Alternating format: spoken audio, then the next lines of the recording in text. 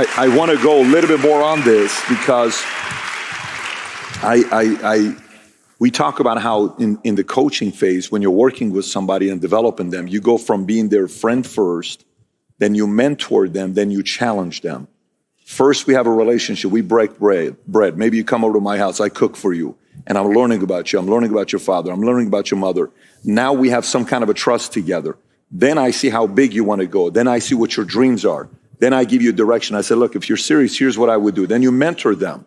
And then it gets to a point that you have to challenge them. The next phase is more pain. The next phase, you have to push a little bit more.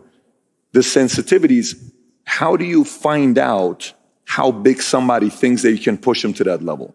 I don't know if you understand. Like, let's just say if I'm wanting to train with you and my outcome is just to be a good fighter locally, and then you fight with somebody else and this guy's like, no, I want to be a champion, or I want to go into UFC, or I want to go to get a belt, or whatever it may be.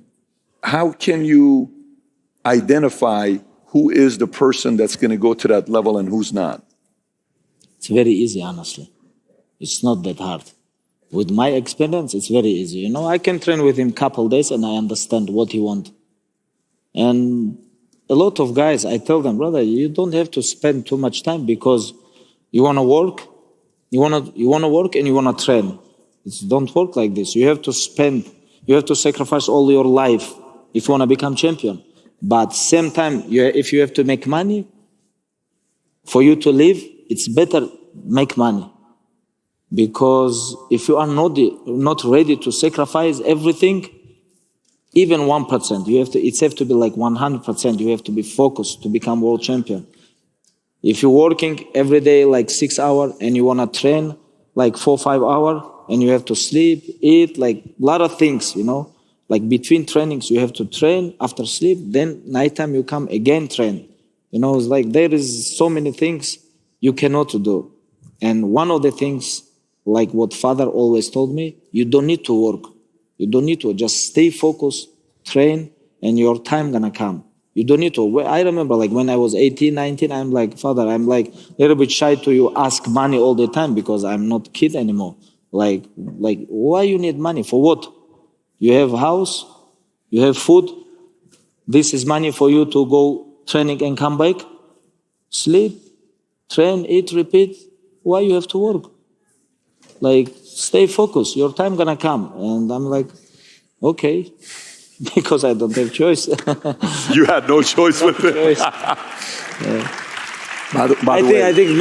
I think many people here, they don't understand this kind of connection between father and son. I think like... you think they do or they don't? They don't. Tell me why.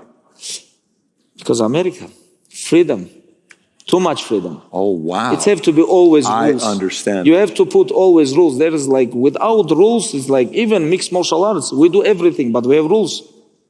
You can do whatever you want, but don't bite. You know, you cannot bite. Don't go to the balls, eyes. You understand what I mean? Yeah. There is rules. Like we call it like 30 years ago, it was like no rules fighting. It was like this. But there is always was rules because people call it because we can wrestle, you can punch, you can kick, you can choke, you can do everything. And people think there is no rules fighting, but there is so many rules. It's like, doesn't matter where you're from, Russia or US. It have to be always rules, discipline, and schedule, you know.